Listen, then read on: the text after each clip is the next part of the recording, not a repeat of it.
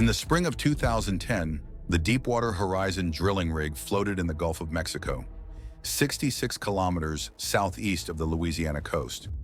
It was a semi-submersible platform, one of the most advanced of its time, designed to operate in ultra-deep water. Supported by two massive pontoons and anchored by dynamic positioning systems, it remained stable even in waves and wind.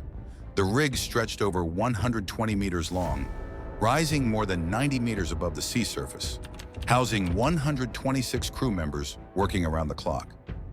The Deepwater Horizon was leased by BP and operated by Transocean. Its mission was to drill a well known as Macondo, located in water 1,522 meters deep. Beneath the seafloor lay a complex geological structure filled with oil and gas, trapped under immense pressure.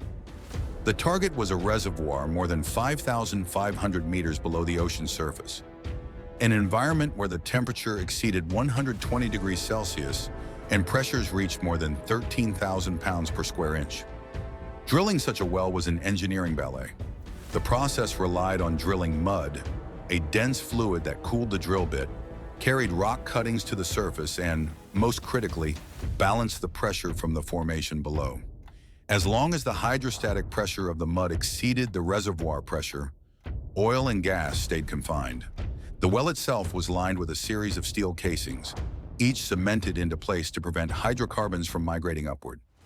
At the seabed sat the blowout preventer, a 450-ton steel stack standing 16 meters high. It contained several control mechanisms, annular preventers that could seal around the drill pipe, and hydraulic shear rams that could cut straight through the steel pipe and seal the well completely. The blowout preventer, known as the BOP, was the final line of defense against a blowout. By April 2010, the drilling phase was nearly complete. The crew had reached their target depth, run production casing, and were preparing to temporarily seal the well before abandoning it. The next rig would later return to produce oil from it, but time and cost pressures shadowed the operation. The Macondo project was already behind schedule and millions over budget. Every decision was weighed against the ticking cost of idle rig time. To secure the well, engineers pumped cement around the base of the casing to isolate hydrocarbon zones. This cement barrier was supposed to be the foundation of safety, yet laboratory tests later showed that the cement mixture, designed by Halliburton, was unstable and prone to gas flow. Microscopic channels formed in the material, allowing methane gas to seep upward. On April 20th, a negative pressure test was performed to verify the well's integrity. The procedure involved replacing heavy drilling mud in the riser with lighter seawater, simulating the condition that would exist after the rig departed. The results were ambiguous.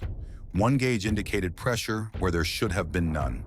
Despite this warning, operations continued. The crew believed the reading was caused by trapped fluid rather than an active leak. At approximately 9:45 p.m., gas broke through the failed cement barrier and surged up the wellbore. It accelerated through thousands of meters of drill pipe, displacing mud as it rose. In the control room, mud loggers detected sudden flow increases, but by the time alarms sounded, the gas had already reached the surface. It expanded violently as pressure decreased, carrying oil and mud onto the rig floor. Within seconds, the gas ignited.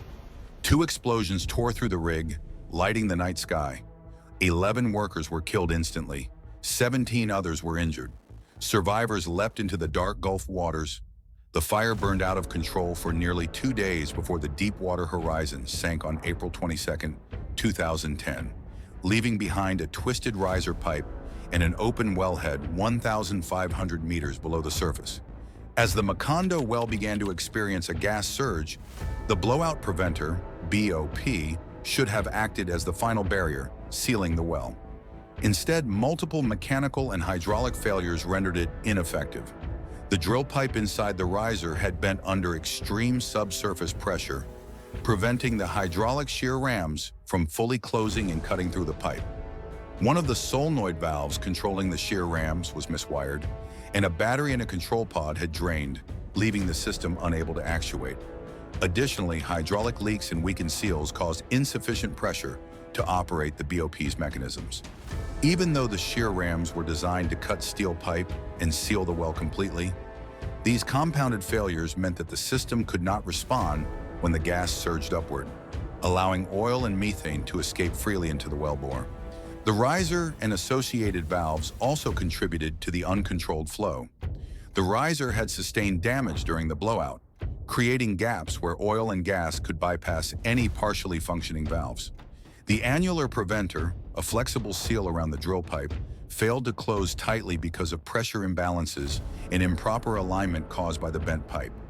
Attempts to activate other hydraulic valves to redirect or choke the flow were unsuccessful. Some valves were stuck due to mechanical deformation, while others could not generate sufficient hydraulic force to counteract the reservoir's 13,000 psi pressure. As a result, the combined failures of the drill pipe, BOP shear rams, annular preventers, and hydraulic valves allowed oil and gas to shoot unimpeded to the surface, culminating in the catastrophic explosions and the eventual release of millions of barrels into the Gulf. When the rig sank, it took with it the ability to control the well. Oil and gas now escaped freely from the broken riser, forming dark clouds in the water column.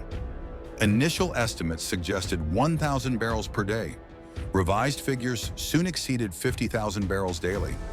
Subsea cameras revealed plumes of oil gushing from multiple ruptures. BP mobilized emergency teams and deepwater robots, or ROVs, to close valves on the blowout preventer. Every attempt failed. Engineers tried to place a containment dome over the leak, but methane hydrates, ice-like crystals formed by gas under pressure, blocked the structure.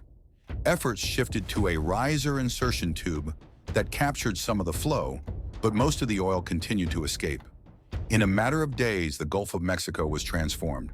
Satellite imagery showed a vast slick expanding outward. Winds and currents drove it toward the fragile coastal ecosystems of the United States. What began as a technical failure deep below the seafloor had become an environmental emergency visible from space.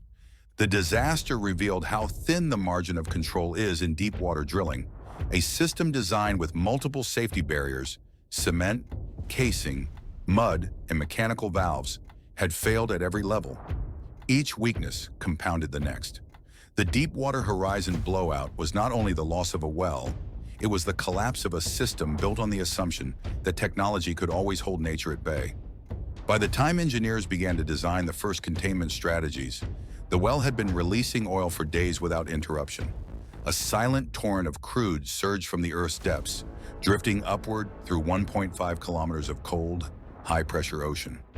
The surface of the Gulf began to darken. In the days following the sinking of the Deepwater Horizon, the Gulf of Mexico became a vast, dark laboratory of uncontrolled energy. Oil and gas poured continuously from the Macondo wellhead, located nearly 1,500 meters below the surface, escaping through a broken riser and the failed blowout preventer. Initial estimates of 53,000 barrels per day soon climbed as subsea cameras revealed multiple leaks. The spill continued unabated for 87 days, releasing a total of 4.9 million barrels, or more than 205 million gallons. To put this into perspective, if the spilled oil were transported by standard 8,000-gallon tanker trucks, roughly 25,790 would be needed, parked in a line stretching 387 kilometers. A stark visualization of the volume released into the Gulf. The oil did not rise as a single column, but formed underwater plumes, suspended in the cold, high-pressure waters. Some plumes extended over 35 kilometers, with droplets small enough to remain trapped in the water column. Certain fractions dissolved into the seawater, while larger globules ascended more slowly, allowing hydrocarbons to interact with deep-sea microbial communities.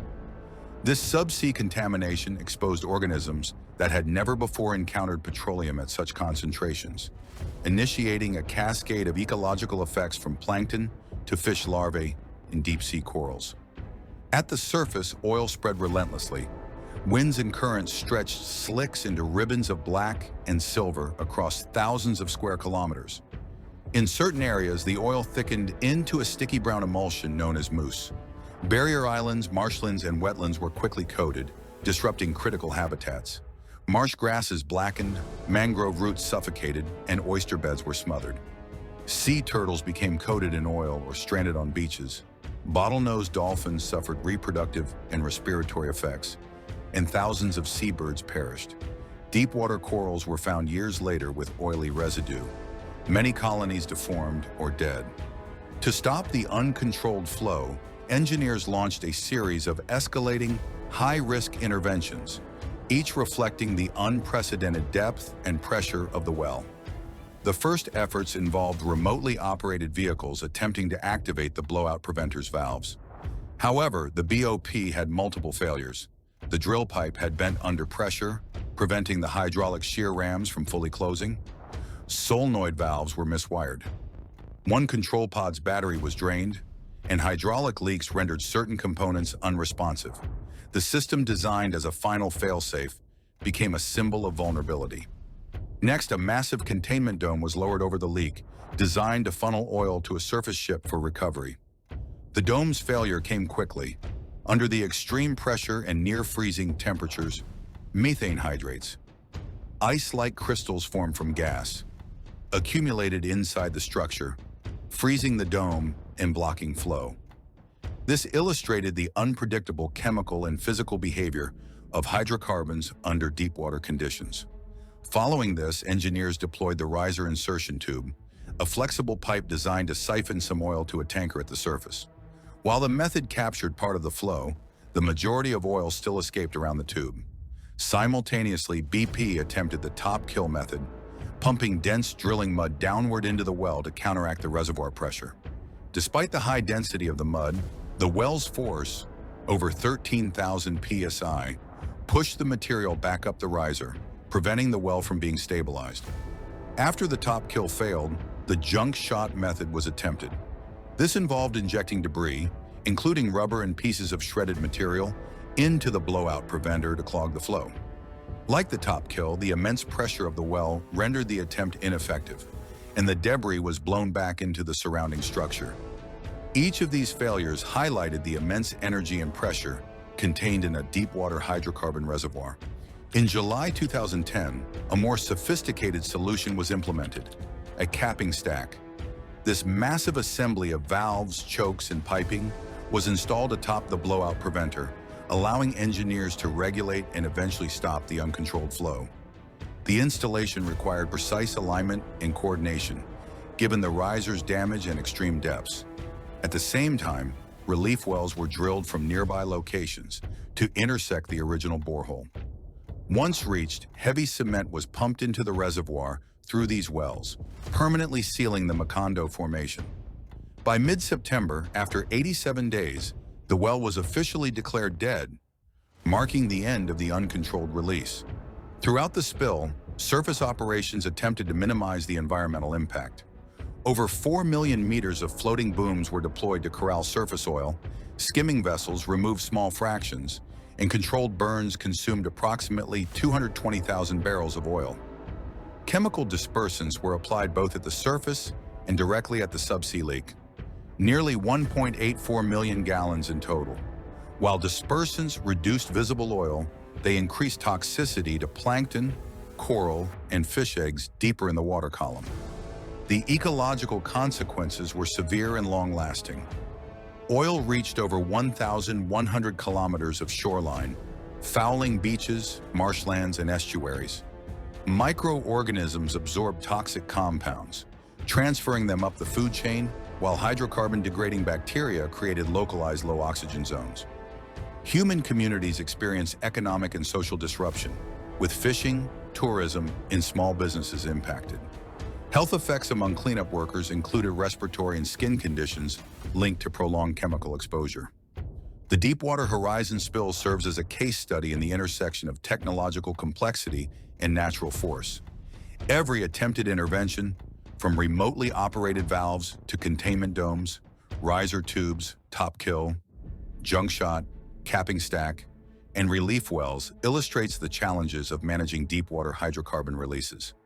Each failure was a lesson in fluid dynamics, high-pressure engineering, and subsea chemistry, and each success required unprecedented innovation and coordination. The magnitude of 4.9 million barrels of oil, represented by tens of thousands of tanker trucks, transformed an entire region, reshaping ecosystems, communities, and energy policy for decades to come.